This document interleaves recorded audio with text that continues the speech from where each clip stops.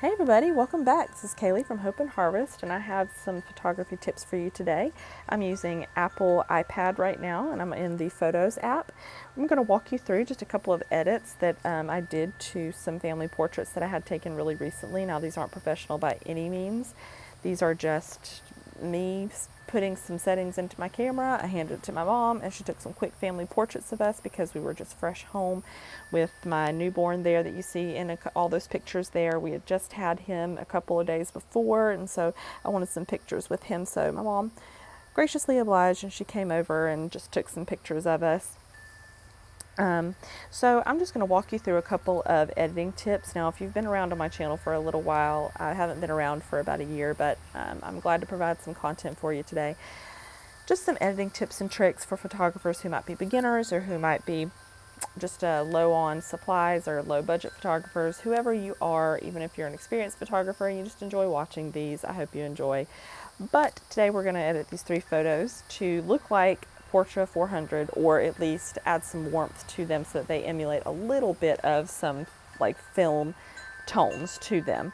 Now, I'm not going to be able to get it as close as I did with, let's say, Lightroom, but this is just some editing tips that I am pulling over from my time in Lightroom over to this particular session, over to Apple Photos. So we're just going to go ahead and get started. So I'm going to tap on this one here, and this is, again, not like a perfect photo, but it's one that's unedited, so I'm going to use it. So I used to really love Portra 400. That is my film stock of choice whenever I was doing wedding photography, when I was shooting hybrid. I loved the Portra line. I loved 400 the best. I mean, anybody loves Portra 400, but I used 800 a little bit, and I loved the tones of it, but I never really did use 160, Portra 160.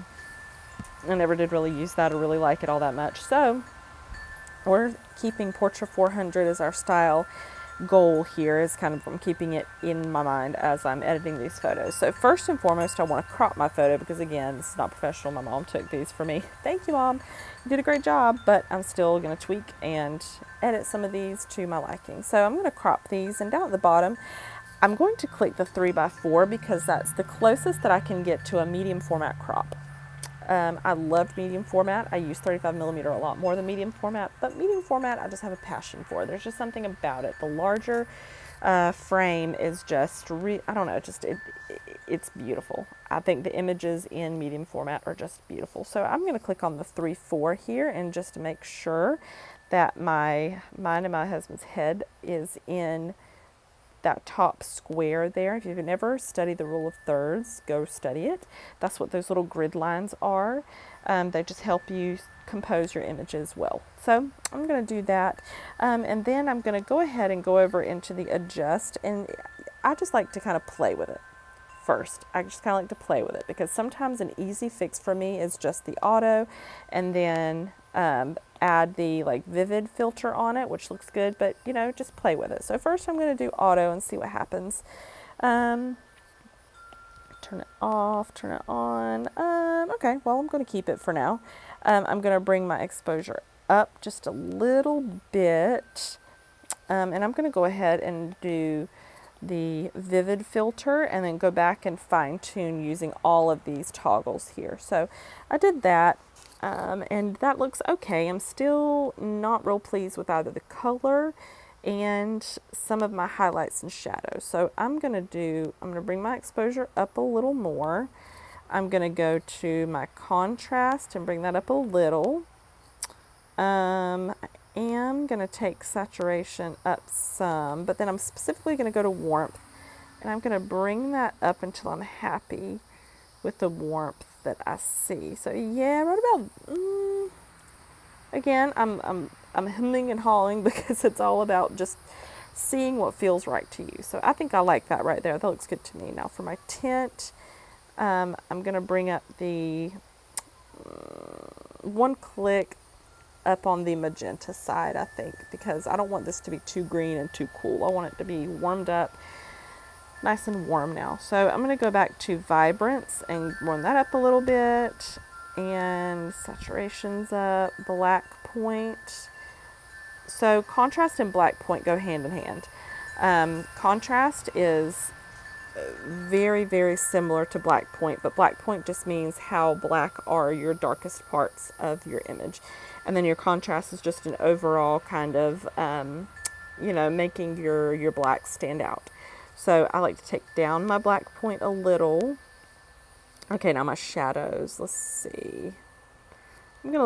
There's my shadows real dark, and here's my shadows lifted a little. I really like the way that my shadows lifted look, so I'm going to keep that there.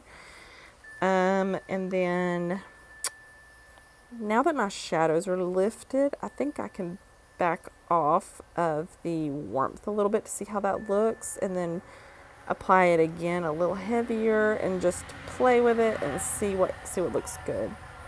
Well, I think I like that right there. Looks good to me. Definition, sharpness. If I'm going for film, I'm going to keep it kind of low, like film look. I'm going to keep it low, and then I think that looks okay to me. So yeah, all right, I like the way that looks. So I'm going to copy the edits, and now I'm going to edit this one here. Oh, hey baby, that's so cute. So I'm going to paste the edits and see what happens. Oh, okay, that was easy. That's a feature that I really love on Apple Photos, is that you could copy and paste all of your edits and it looks really, really good. So yeah, I think honestly I think I'm just gonna leave that as is. That looks good to me. Yeah. There's my before and my after, and then I'm going to go up close. Now I anticipate having to do a little bit more with this particular image, just because it's close up, and sometimes we edit differently based on how close you are to your subject. So I'm going to paste those edits. Yep, okay, so I see some definite things that need to happen here. So I need to go to my shadows really quick, and I need to lift more of these shadows. Okay. For my filter, I'm going to bring down that vivid just a little bit. What does it look like when I go warm? Nah, okay, so it looks good to me. And I'm going to take my temperature. I'm going to go to my temperature here, and I'm going to take my temperature down just a little because it's a little bit too yellow to me. Okay, that looks good. And then for my tint, I'm going to actually go a little bit greenward. Just a little bit, and again, it's just all about your preference, what you like, what you don't like. And I have a green dress on here, and if I go too warm, then I lose that green. I lose the integrity of the green. So I'm going to go down a little, just like 1 to 2 clicks. Okay. Tint, definition, sharpness, vibrance.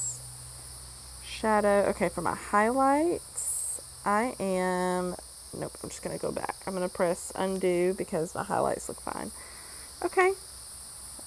All right, I think that's okay by me. So everything looks pretty consistent. Everything looks good to me. Oh, I just love this one. This one's so sweet. I'm going to put a little heart by it just because I love it. Okay, so there we go. I hope that you learned something. I know it was short and sweet. If you could interact with me in the comments below, like, share, subscribe, all that stuff, so I know what you like to see, what kind of content you like to see. Would you like to see more film editing? Would you want to see more digital editing? I've been kind of absent, but I hope to make some content that you want to see. So I hope you enjoyed that, and I will see you next time.